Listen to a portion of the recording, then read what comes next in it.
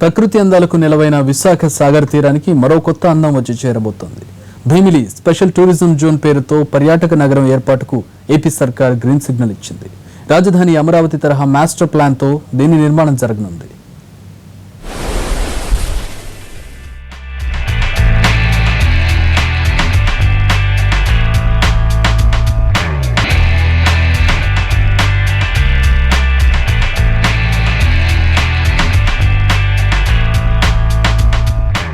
విశాఖ కేంద్రంగా అద్భుతమైన పర్యాటక జోన్ నిర్మాణానికి ఏపీ ప్రభుత్వం శ్రీకారం చుట్టింది. అమరావతిలాగే భీమునిపట్టణం తీర ప్రాంతం Bheemili special tourism zone BSTZ ఏర్పాటు కానుంది. ఇందుకోసం మూలకుద్దు గ్రామ పరిసరాలను ఎంపిక చేసింది టూరిజం శాఖ. సర్వహంగులతో పర్యాటక నగరి కోసం టూరిజం శాఖ ఇచ్చిన ప్రతిపాదనలకు ప్రభుత్వం గ్రీన్ సిగ్నల్ ఇవ్వడంతో టెండర్ల ప్రక్రియ ప్రారంభమైంది. సముద్రం ఒడ్డున 425 ఎకరాల్లో ప్రత్యేక పర్యాటక నగరం రూపుదిద్దుకుంటుంది.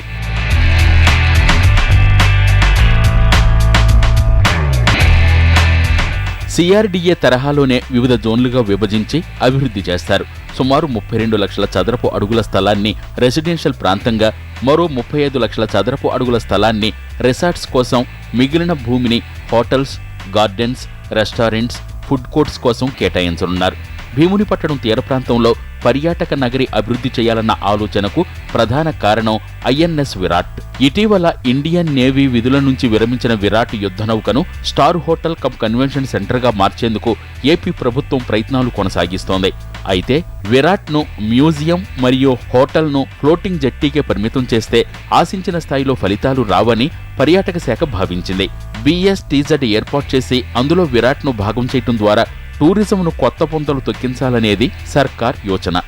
భీమిలి దగ్గర మూలకుద్దు దగ్గర ఈ విరాట్ని ఆల్రెడీ మనకి సాగరమాలలో ఒక జెట్టి శాంక్షన్ అయ్యింది. ఆ జెట్టి కన్స్ట్రక్షన్తో పాటుగా అక్కడనే విరాట్ కూడా తీసుకొచ్చి ప్లేస్ చేసినట్లయితే వెనక ఉండేటువంటి సుమారు 400 నుంచి 500 ఎకరాల భూమిని మనం స్పెషల్ టూరిజం జోన్ కింద STZ అంటాం, దాన్ని SEZ లాగా అది డెవలప్ చేయాలి అనే ప్రతిపాదన ప్రభుత్వం దగ్గర ఉంది. దీని మీద పరిశీలించడానికి, పూర్తి స్థాయిలో సమీక్షలు చేయడానికి కానీ ఒక DPRని తయారు చేయడానికి కన్సల్టెంట్ని అపాయింట్ చేయాలి.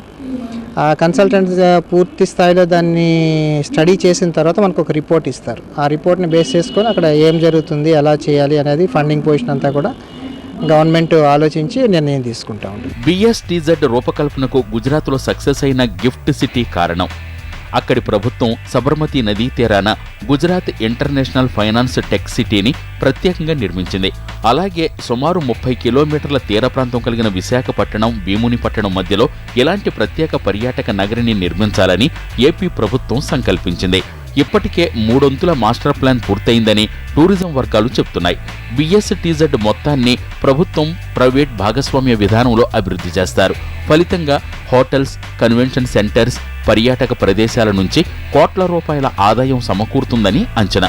విరాట్ని ఏ రకంగా ప్లేస్ చేయొచ్చు అని చెప్పడానికి ఒక DPRని తయారు చేయడానికి కన్సల్టెంట్ని అపాయింట్ చేయడం కోసం టెండర్ పిలిచాము.